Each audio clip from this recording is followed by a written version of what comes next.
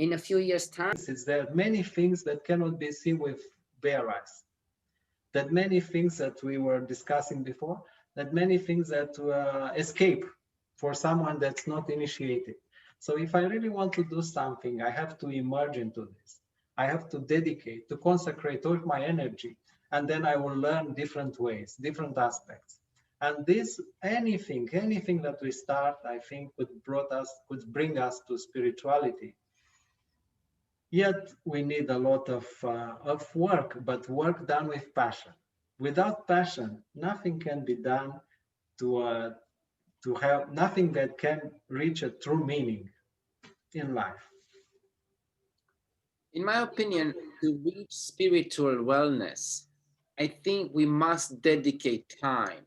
We must dedicate quiet time, reflection time to understand ourselves, to understand our concept of what spirituality means, to understand how we can connect to a higher self, to a higher being.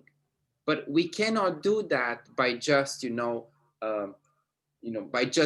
by just living our daily life the way we do it, and hopefully something will happen and something magical will happen and we will reach enlightenment and become very spiritual. I think, again, it has to be pursued.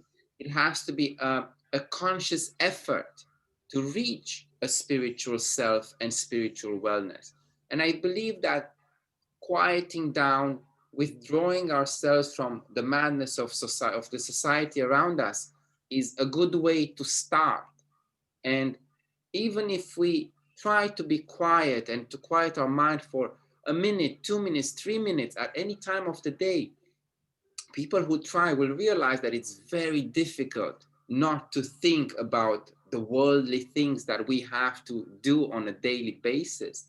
So I actually think that allocating a time for us to say, like, okay, I'm gonna be in my chair and just, relax and maybe breathe in, breathe out, and try to see what's more to it than just my physical self. And also, enlightenment, spirituality doesn't just happen. We must find it. And I think through reading some books or the life of some spiritual leaders, or your religious book, or engaging in a more spiritual activity that involves breathing and control of movement and control of yourself, like Tai Chi, I think we can come closer to reaching spiritual wellness. And who knows, after many years of practice, we might be able to reach a level of understand. I don't want to use the word enlightenment because maybe it has a very deep and very, very strong meaning, but maybe through constant spiritual practice, we might be able to reach a level of understanding of ourselves and also of interior peace with ourselves, with our world around us, with our family, with, a superior being, with a God or whoever or whatever we feel spiritually attracted to. Very interesting. Thank you. First of all, you mentioned patience. Patience it's one characteristic of, let's say, reaching wellness at first. Spirituality will come after. And also, you said that we need involvement. I might claim I am a good man, but if I don't go outside, then what are the flowers? The flowers, they will not grow. They will be just words. And yet you said that nowadays, dynamic society, with all its noises, pollution, and destruction, can affect us. The true talent is to adapt to all this and to continue on rolling our own energy ball in our own direction, but being aware or being in balance with all this that's going around us. There's no other way if we want to stay in this environment. Also, as you said that to reach this spirituality, to reach enlightenment, it's a big word, it's true. So let's think of the fruit. We go and pick up the fruit from the tree, but the tree was a seed that grew, that takes years and years of growing and bringing nutrients to arrive And to this yeah, fruit that we just enjoy in a moment. So we should see life, our life, like this. We should not be afraid of dedicating ourselves and engaging into this path that takes years, as you said, and long time. Tai Chi, as we know, it's an art of patience. It is said that with some other martial arts, in 1 year, we are able to fight to defend ourselves. Which are, Tai Chi, after 10 years, we are not yet sure. We are just beginners, considered beginners in the art of self-defense. But Tai Chi gives us another great gift, gives us a gift of confidence. So we should be confident. Doesn't matter what goes around us, what noises that might hinder our way. We should continue diligently and stick to our objective, and then we will realize something. Enlightenment, it is true a big word, but where does enlightenment start? I think enlightenment starts at the moment we engage into this path and we start opening the first door. That would be considered enlightenment. You see, what is enlightenment in some spiritual disciplines could be considered attaining the chi in Tai Chi. Not the same chi in the name, the chi that means the primordial, the vital energy that will raise up from our own body. Actually, all this journey is knowing ourselves. So even great masters, they say they have different sensation when they experience the chi. It's like one of the sensation that I would say, it's losing the notion of time. You see, a regular person, when it goes to job, how many times they look to their watch? I still have 2 hours, 3 hours until I go home. yeah. This is not a way of living a life, not at all. I never look at my watch. It just go. Time goes on, and I go on with the action, with the things that I'm involved. That's how we should live our life. That's a real true wealth, a real true wellness. What I think that also this might be different from person to person, from location to location, but cultural wellness is also an important dimension that we should at least consider in the future, because the world has become very interconnected, and now we are bombarded with so many new ideas and so many new concepts. I mean, just look at the two of us here. You were born in Romania and you live in Montreal, Canada, and you teach Tai Chi and you're an expert in Thai massage. That is just like three different cultures connected in one person. I have lived abroad. I have lived in Thailand for so long. Now I moved to China where I started a new journey. And I think it's important for us, if we want to enjoy cultural wellness, we must accept diversity. And we have to understand that there is a lot for us to learn from other cultures and from other people. And there is a very interesting book called 12 Rules for Life by Jordan Peterson. And one of the rules in his book is listen to someone as if you have something to learn from him. So when you are having a conversation with anyone around us, we should not assume that we are, the possessors of all knowledge, and that my culture, my Western culture is better than your culture because we are, let's say, financially better off than you. It is not true. And being open to new experiences, I think it's something that will enhance our cultural well-being. For example, when I moved to China, I was very interested in calligraphy and I practiced calligraphy. And from calligraphy, I discovered that many of the skills in holding the brush in calligraphy transferred to Chinese ink painting. And now I'm fascinated with ink painting. And I think this brings me closer to understanding the country I'm in, the people I work with, and in that way I can enhance my wellness by being happily integrated in a culture that is not my own, in a culture that I will not be in for the rest of my life, which is part of my life right now and will be part of my life in the near future. So having an open mind and accepting diversity, I think, should be important for people. I always reflected that what is culture? What is really culture? Culture, it's a way of surviving and thriving in a certain environment. People, they were doing things in a certain way because they achieve results, doing it in this way related to the climate, to the environment, to everything that was around them. Nowadays, when, as you mentioned, that travel is easier and intercultural interchange, it becomes such a real thing. We see it all the time. That's two things to take in consideration. One is to be traditional, to still keep the culture, and the other one is to go to be very open for exchange. I think the truth, as always, is in between. We see always influences, and actually a culture was enriched by these influences in time, in music, in everything. So we should be very open, as you mentioned, and of course, but we should still keep what's valuable for that place, for that location, what has functioned before. We do not change everything without having a way better solution.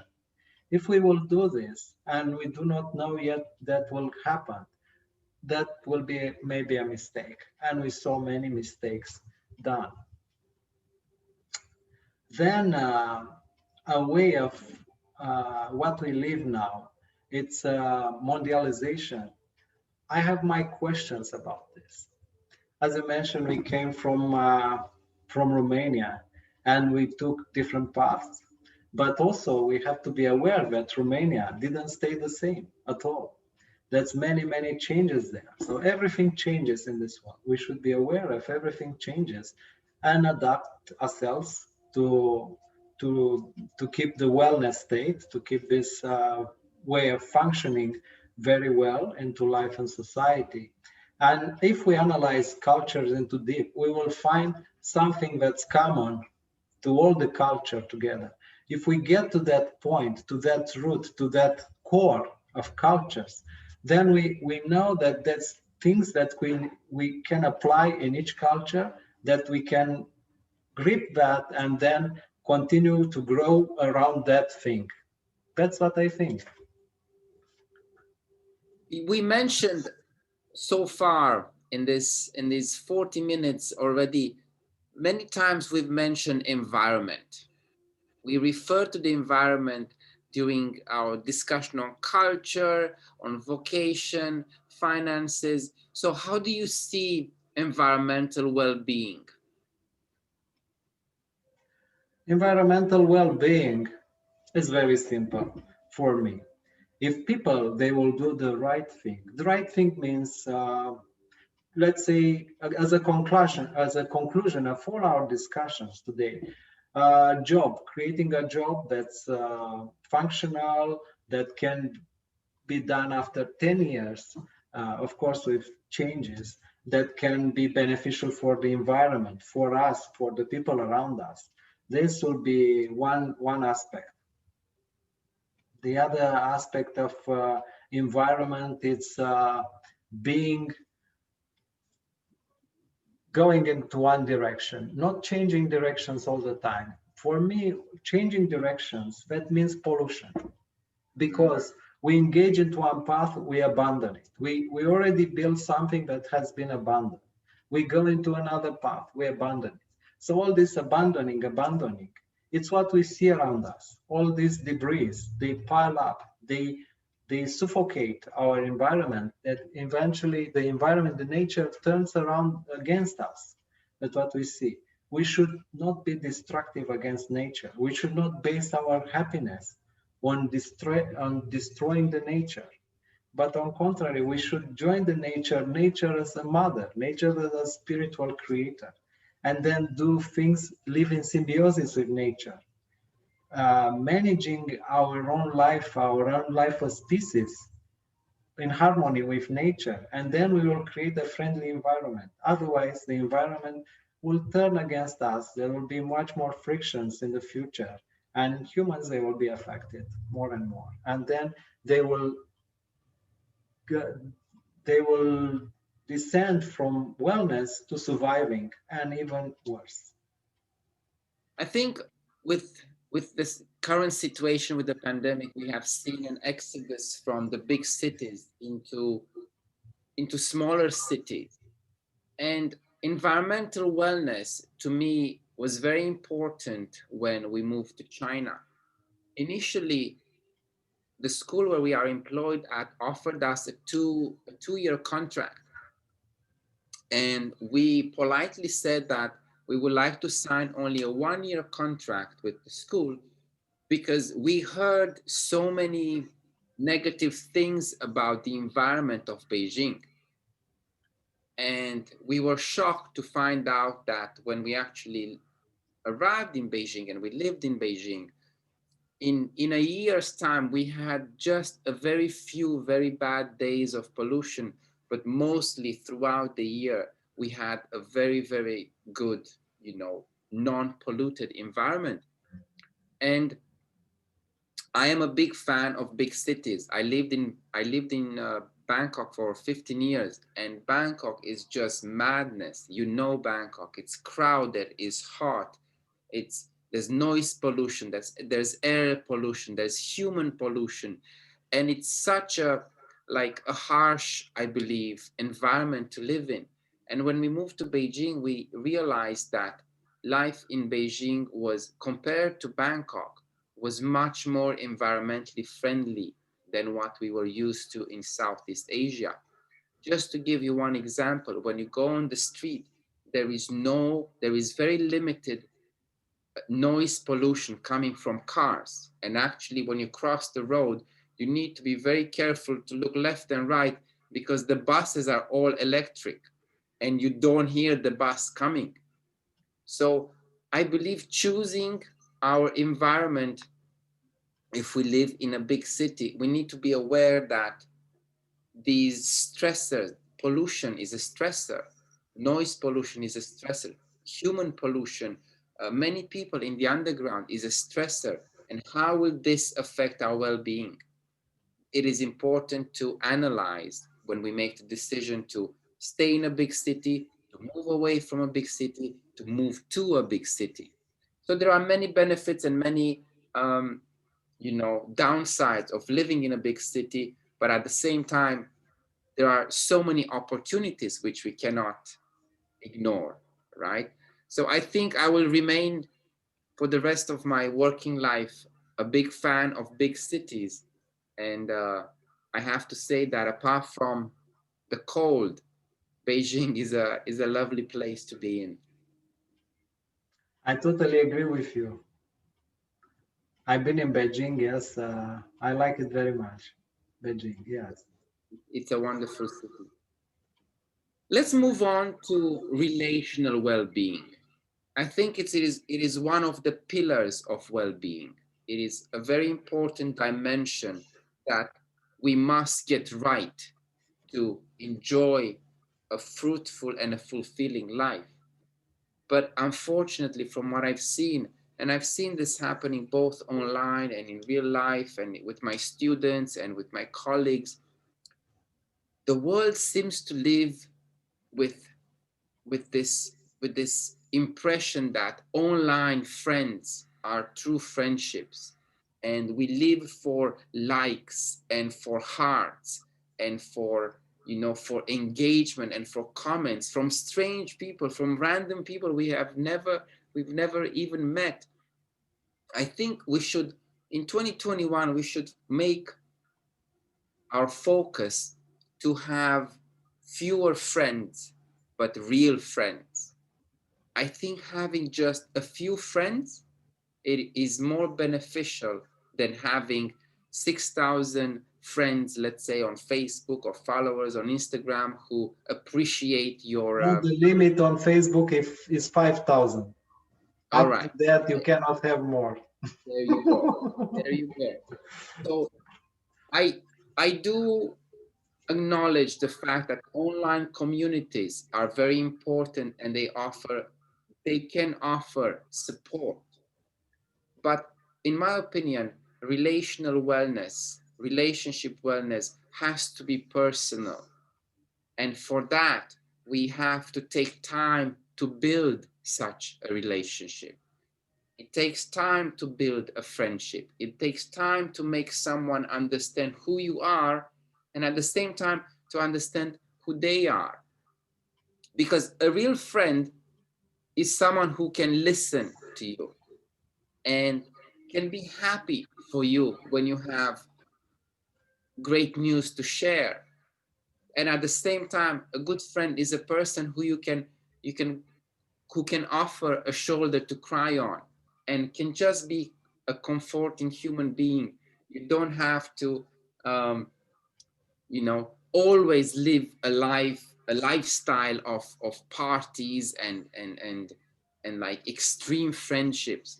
And that's why I believe that fewer is better, but at a higher quality when we think in terms of friendship. Yes.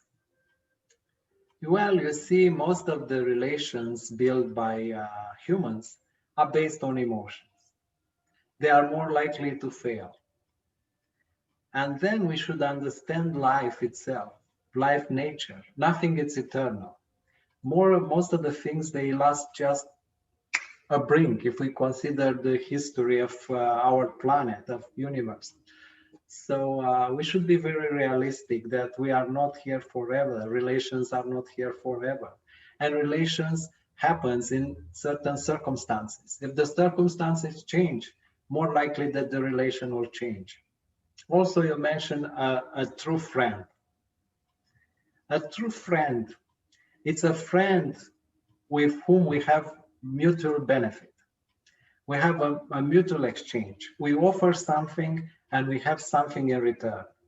If we forget, if we ignore to offer, more likely we will receive once or twice, then this wonderful friend will turn our back on us. That many people, they expect that entitling someone with the title of friend, naming it as a friend, this person will be there for us to serve forever. That's not going to happen. And then people, they are deceived. People, they are deceived because the deceptions come from them, from their unrealistic expectation, from their lack of offering. We should go out and offer. If we want to be loved, we should be lovable.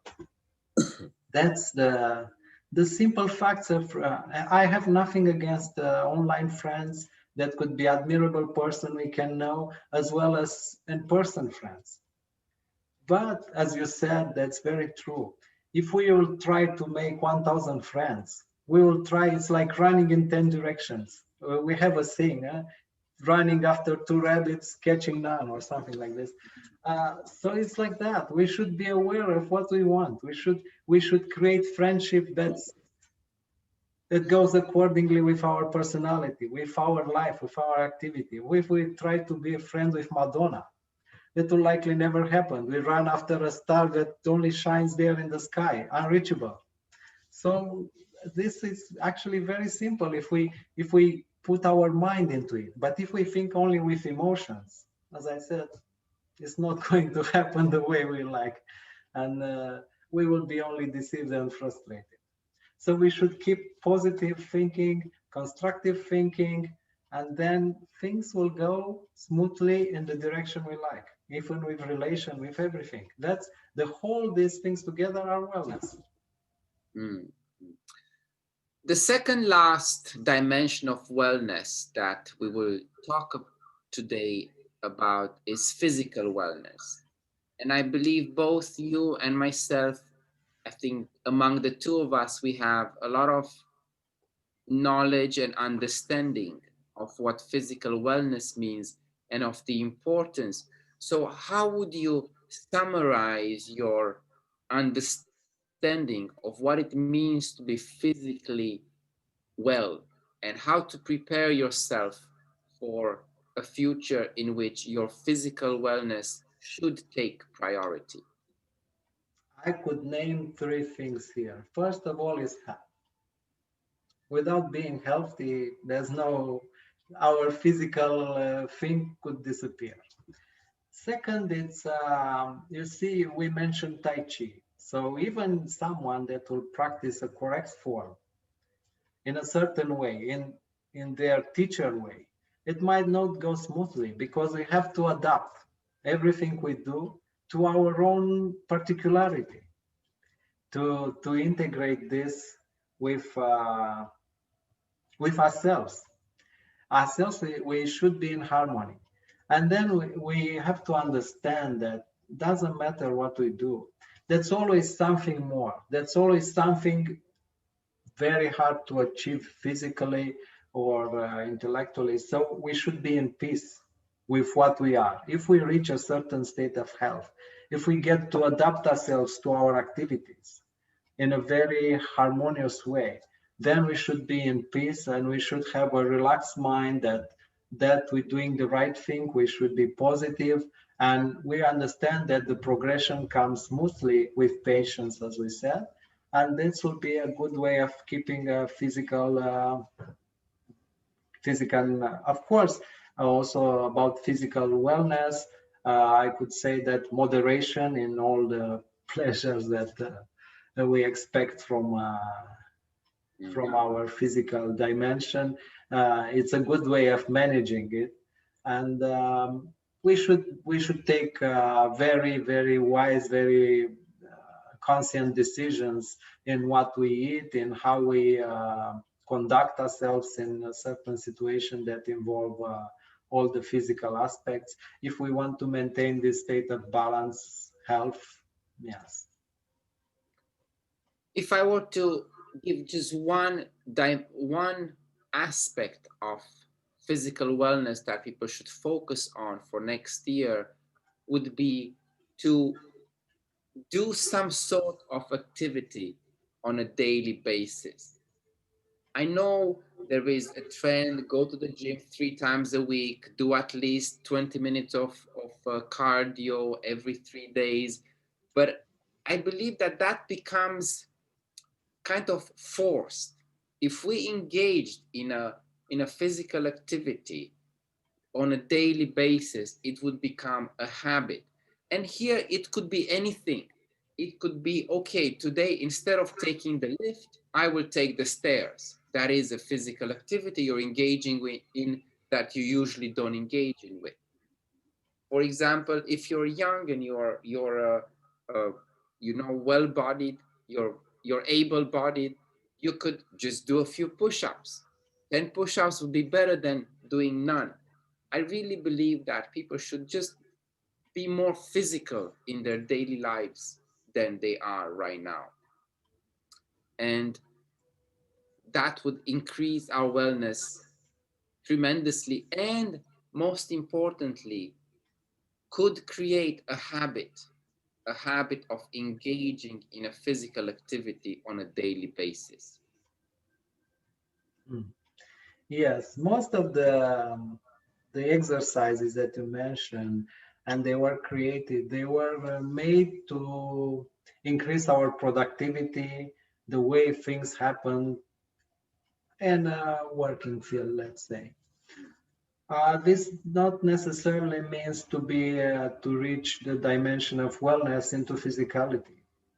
We should understand our body much more than a working machine. Working machine will eventually worn out and break. What happens, and we see this every day. We should stick, let's say, a good way to understand our body, and to understand more likely that our body is not something that's fixed. That's something that's always in change, like everything else.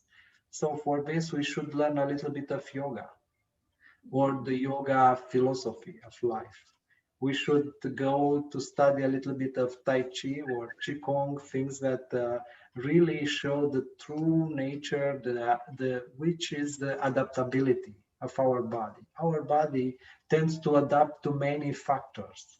So learning this is we learn how to deal with our body in a wise way. Let's say in a way that takes in consideration all the factors that age, the changes, nutrition, needs, and how we keep our body healthy and functional and running.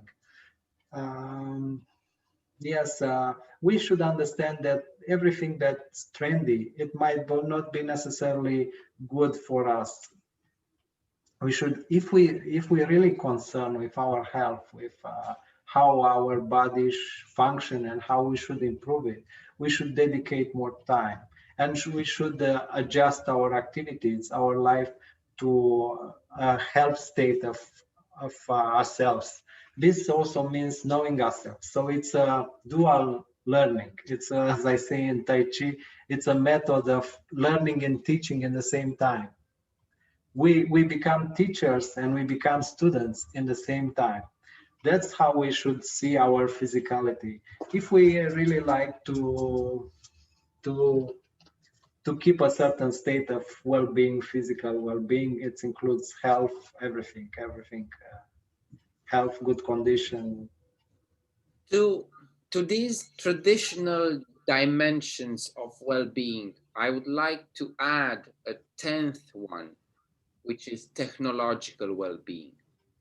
I think it has become like a trend to demonize technology and to believe that technology is somehow right now working against us. We have to be very clear about the fact that actually technology is improving our life, is enhancing our life. What is maybe damaging is overuse of certain functions you know, of a feature of technology. But in general, technological well-being, I think, works in our benefit. And we should, the simple fact that, let's say, through technology, we are right now connected with each other, we are learning from each other. As we said, our ability to go online and learn, our ability to join a community and receive help from far away is all possible through technology, especially in this day and age when instant communication has become the norm. So recent studies have shown that actually our use of smartphone technology has reduced daily stress, as opposed to what we see, which is very like common and very fashionable on the internet, to go on digital detox. Actually, what causes the stress is our perception that we are using technology too much and that's bad because everyone says it's bad. Recent research, and we can share the link in the description, shows that actually technology reduces stress. For example, tonight it was very cold. We didn't want to go outside to buy some food because we needed some ingredients. So we ordered the food on our phone. That has that has improved our lifestyle today because we were very cold and we didn't want to go outside. So we should not demonize technology. We should use technology for our benefit, but at the same time, we should be aware that overuse of some features that technology provides can become detrimental.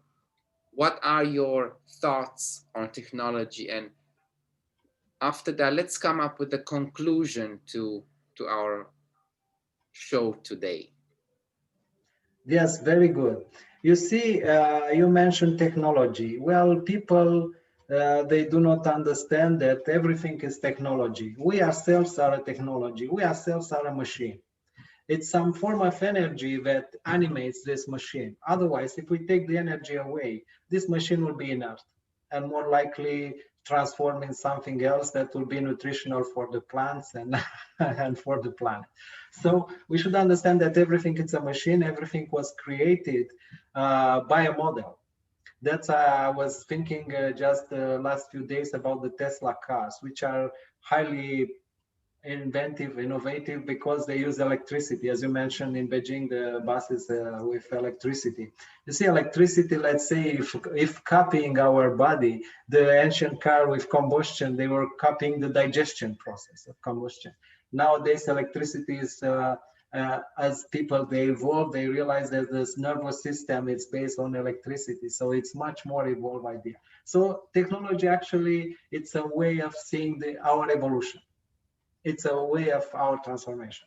Of course, sticking with surviving skills, sticking with surviving ideas, will see everything as a demon. As we saw in history, every innovative idea was demonized, was Of course. part of evil chapter. So it's lack of understanding, and trying, as we're discussing, trying to live someone else's life, trying to that will lead people to a wrong path. We should understand that what are our priorities and how we use technology accordingly, so we function harmoniously with our needs, with our family, with our life, our job.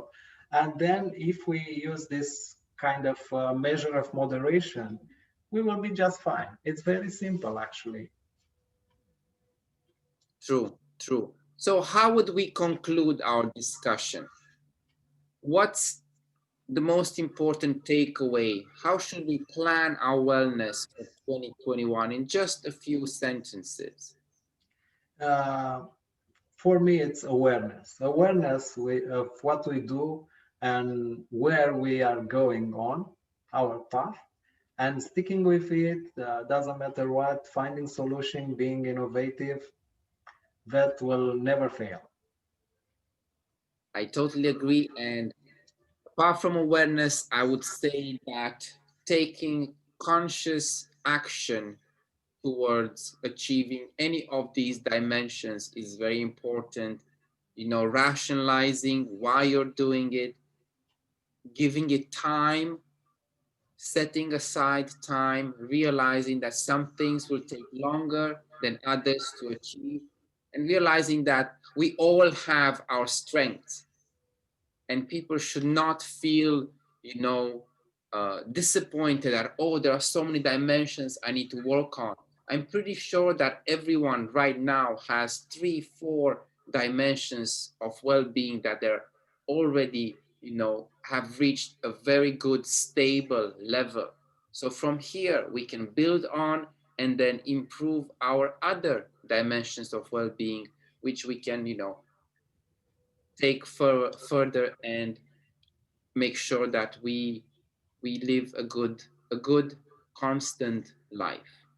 In a realistic way. True, in a realistic way. Very important. Thank you very much, Mihnea. It was a pleasure talking to you as always. I hope people they watching this, they enjoy, and what can I say? Looking forward for another discussion in the future. Yeah, same here. It's always a pleasure to bounce off ideas with you. Sometimes I do plan, I mean, not sometimes, we do plan for this podcast and we have a general idea what we're going to discuss. But then during the discussions, there are so many new ideas that we're forming or we're learning from each other, at least from my side, that is for Thank you. sure. And I Yes. think dialogue is very important. And I hope that we can continue this dialogue, and I hope people can engage in dialogue with us, with others.